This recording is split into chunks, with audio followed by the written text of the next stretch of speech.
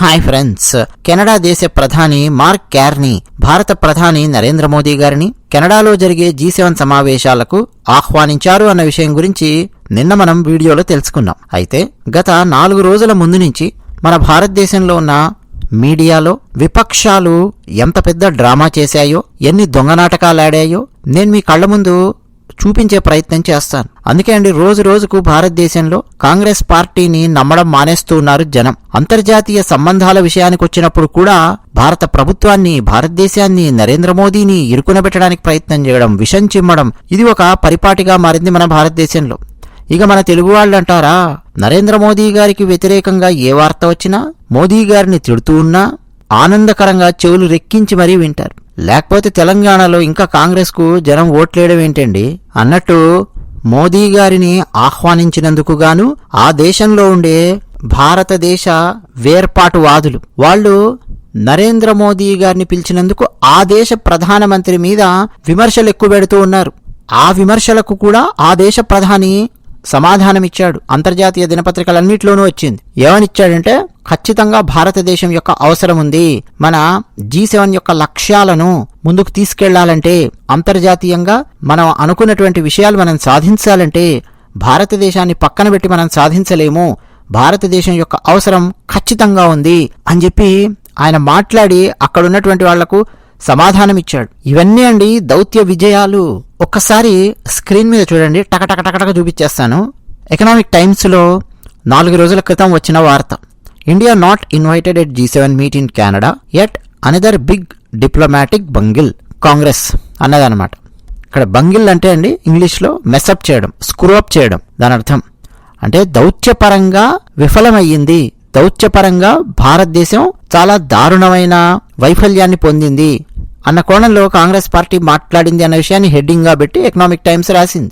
ఈయన చూడండి, జయరాం రమేష్ చాలా దారుణమైన ట్వీట్లు వేస్తూ ఉన్నాడు. ఆపరేషన్ సింధూర్ తర్వాత భారతదేశాన్ని, భారత ప్రధానిని, భారత ప్రభుత్వాన్ని, భారత ఆర్మీని ఇరుకునబెట్టే ప్రయత్నం చేస్తూ ఎన్ని రఫేళ్లు కూలిపోయాయో చెప్పు, ఎన్ని రఫేళ్లు కూలిపోయాయో చెప్పు అని చెప్పి పిచ్చి పిచ్చిగా ట్వీట్లు వేశాడు. ఈ క్యాండిడేట్ మాట్లాడిన మాటలు చూడండి. ఇతనే అన్నాడనమాట, at another big diplomatic bungle అన్నది. తర్వాత వైర్ వాళ్ళు రాసినటువంటి కథనం జూన్ 4వ తేదీ. As the G7 clock ticks, silence over India's invite and what it means అని చెప్పి రాసుకుంటూ వచ్చి కింద ఫస్ట్ వాక్యం ఏం రాశారో చూడండి వీళ్ళు. ఫర్ మోడీ, అంటే మోడీకి, who is facing domestic criticism over the diplomatic handling of recent hostilities with Pakistan, the optics of appearing alongside world leaders would have been politically useful అని చెప్పి రాసుకుంటూ వచ్చాడు. అంటే వీడు స్టేట్మెంట్ ఇస్తాడండి.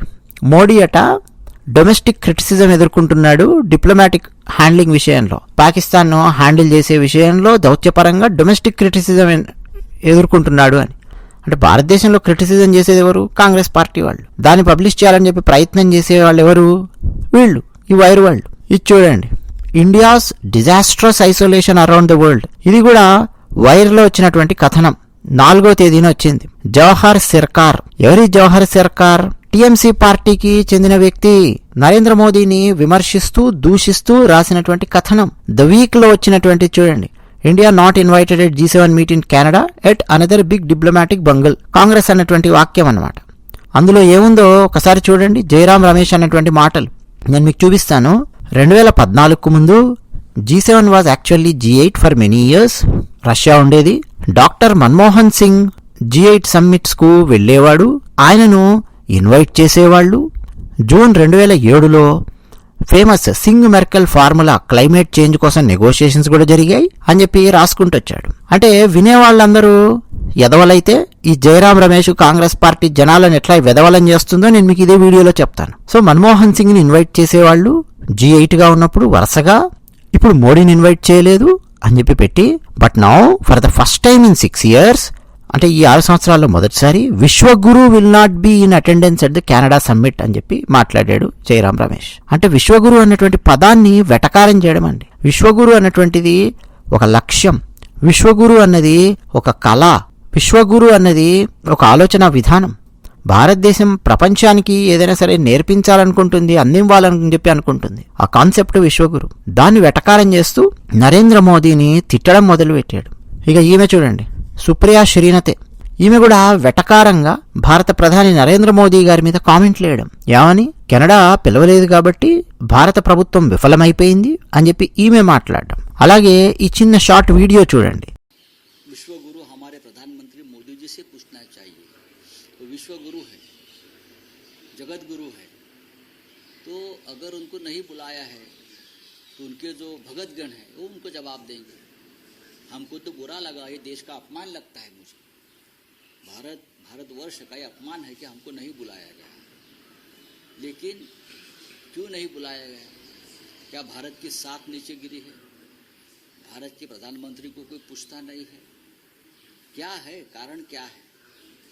हमारे विदेश मंत्री जो है जयशंकर जी ने बताना चाहिए हमको क्यों नहीं बुलाया. ఉద్ధవ్ థాకరే శివసేన పార్టీకి చెందిన సంజయ్ రౌత్ ఒక పనికిమాలిన నాయకుడు.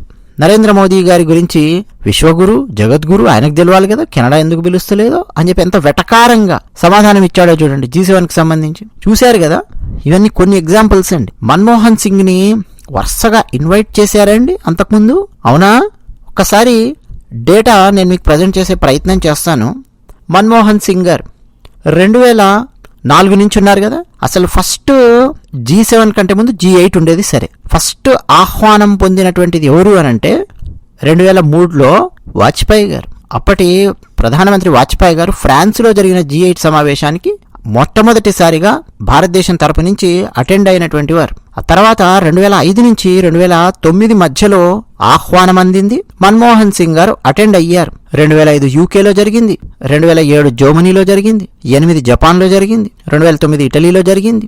హాజరయ్యారు. 2007లో సింగ్ మెర్కెల్ ఫార్ములా అని చెప్పి క్లైమేట్ చేంజ్ కోసం అని చెప్పాడే ఈ జయరాం రమేష్. ఎస్, అది 2007లో జరిగింది జర్మనీలో.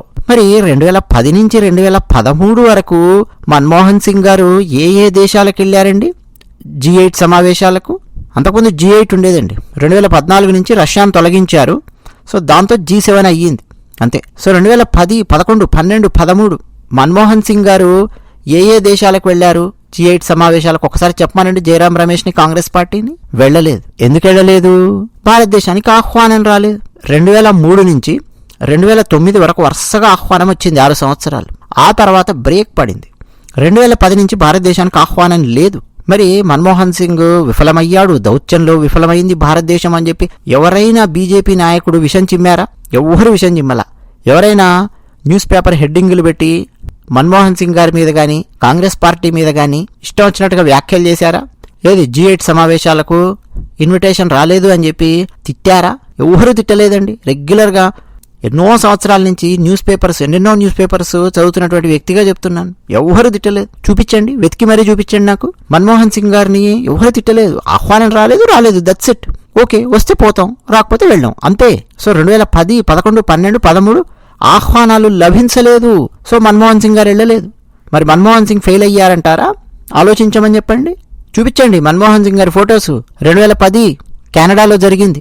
ఎస్, G8 సమావేశం కెనడాలో 2010. చూపించమని చెప్పండి. 2011 ఫ్రాన్స్లో జరిగింది. 2012 యుఎస్లో జరిగింది, క్యాంప్ డేవిడ్లో. 2013 యూకేలో జరిగింది, నార్థన్ ఐలాండ్, అలాగే లవ్ఎర్న్. ఎక్కడికి వెళ్ళాడు మన్మోహన్ సింగ్? చూపించమనండి. ఎక్కడికి వెళ్ళలేదండి. ఆహ్వానం రాలేదు కాబట్టి. భారతీయ జనతా పార్టీకి చెందినటువంటి నాయకులు ఎవ్వరూ కూడా, భారతీయ జనతా పార్టీ అధ్యక్షుడు కానీ ఆ టైంలో ఉన్న వాళ్ళు ఎవ్వరూ కూడా మనకు ఆహ్వానం అందలేదు కాబట్టి మన్మోహన్ సింగ్ పనికి మాలినవాడు అని చెప్పి ఎవరు మాట్లాడలేదు. ఎందుకంటే G8 or G7 whatever it is, అది మనకు సంబంధించిన వ్యవహారం. పిలిస్తే వెళతాం, పిలవకపోతే వెళ్ళాం, అంతే. ఇది common sense. So Narendra Modi గారిని అసలు ఆహ్వానించలేదు కెనడా అని చెప్పి గత 4 రోజుల నుంచి తెగ పేటేగిపోయారండి. చూశారు కదా, ఫస్ట్ నుంచి నేను చూపించినటువంటి పోస్టులు అవన్నీ కూడా. కెనడా భారత ప్రధాని నరేంద్ర మోదీ గారిని ఆహ్వానించేసరికి వీళ్ళందరి మొహాలు మొత్తం మాడిపోయాయి. ఇలాంటి బేవార్స్ రాజకీయ పార్టీలు, ఇలాంటి బేవార్స్ రాజకీయ నాయకులు భారతదేశంలో ఉన్నారు.